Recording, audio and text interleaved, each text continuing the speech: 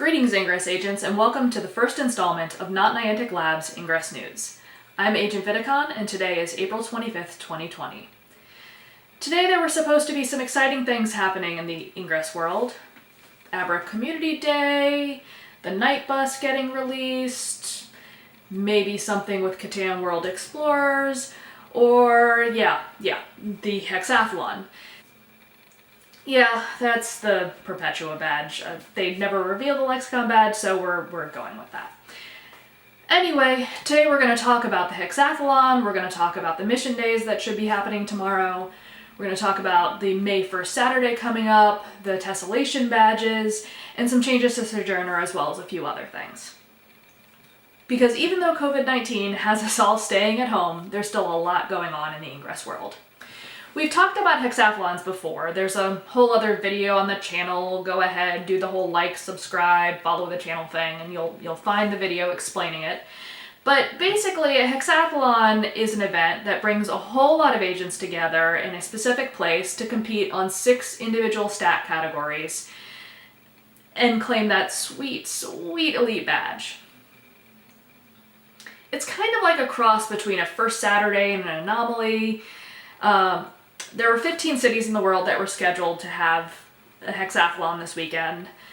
In the US, agents could have chosen between Minneapolis, San Francisco, Washington, D.C., and there are a whole lot of other cities around the world. They're up there. I'm not going to read through the whole list, but there were lots of places you could choose to go to compete on this event.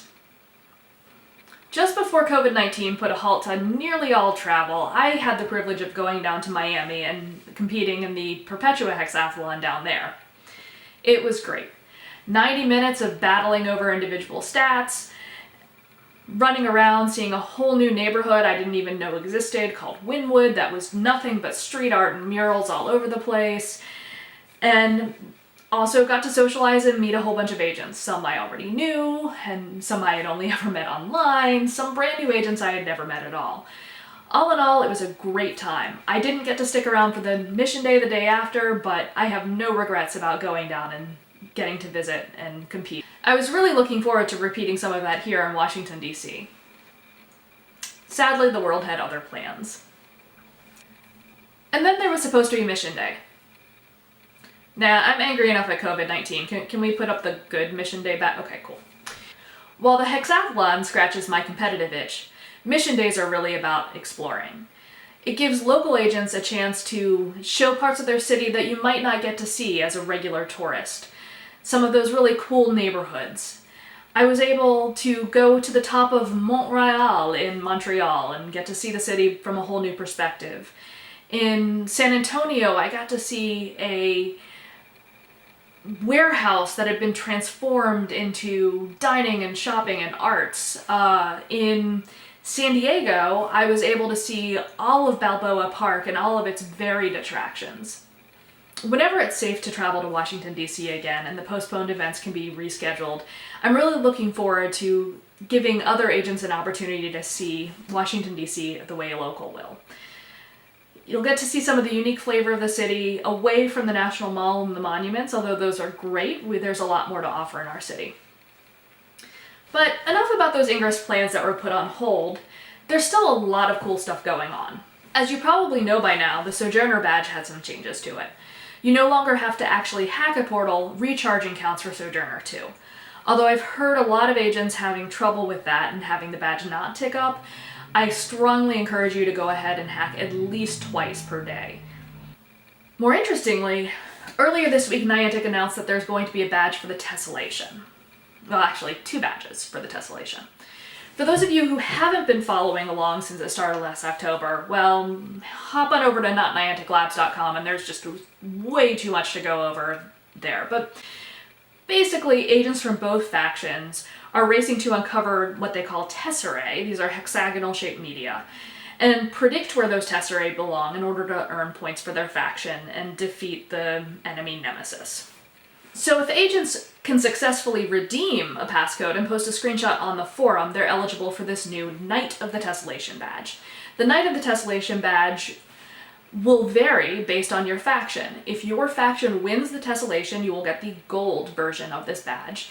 If your faction is the runner-up, aka loser, of the tessellation, then you will get the silver version of the badge. As long as you have posted at least one screenshot during the 6 months that this event has been running. So, if you did it back in October, great. If you're doing it now, that's fine too. As long as you've posted at least one screenshot, you'll be eligible for the Knight of the Tessellation badge. There's also this Paragon badge for highly involved agents. The Paragon badge you can get for being among the first to post a Tessera. You can get it for attending a live drop, even if your faction didn't recover the live drop. You can get it for some behind-the-scenes work, but basically these are for people who have been really involved in the tessellation or get really lucky and happen to be first. As you might imagine, this has brought a lot more attention to the tessellation, and so the conclusion of this could be quite exciting, so stay tuned for how it's going to all unravel. Another area where there are going to be changes is First Saturday. So April 1st Saturday was canceled because there was no way to safely have a First Saturday. But for May, there's some changes in store. We still don't know exactly how it's going to work, but there's going to be a play-at-home version of First Saturday. Fev Games has promised for more information to be revealed on Monday. And I'm sure that I'll put up a post on notnianticlabs.com summarizing that if you don't want to head over to Fev Games and get their version. Finally, yesterday Niantic announced that agents will get double recon credit for reviewing portal nominations in Wayfarer. This change is active until further notice, whether that's until the end of the COVID-19 crisis or just until they clear the backlog, I don't know. But until then, agents will get double credit. Now, personally, I find reviewing portals in Wayfarer to be slightly less interesting than washing dishes, but I do like Ingress badges, so this may make me do some more reviews, and I imagine Niantic hopes it'll make a lot more of you do reviews as well. So that's about it for this installment of Not Niantic News. If you enjoyed it, go ahead and hit that like button, the subscribe button, and in 2 weeks I'm going to be back. I'm going to be talking about the Requiem anomaly that could have been. I'll be talking about how First Saturday went. And maybe we'll have some new Ingress features to talk about. There were some interesting things uncovered in the last couple of teardowns of the app, so there could be some kind of PvP battles, don't know anything, but when we learn, I will go ahead and share it here. Until then, stay safe, agents. For Not Niantic Labs, I'm Agent Vidicon.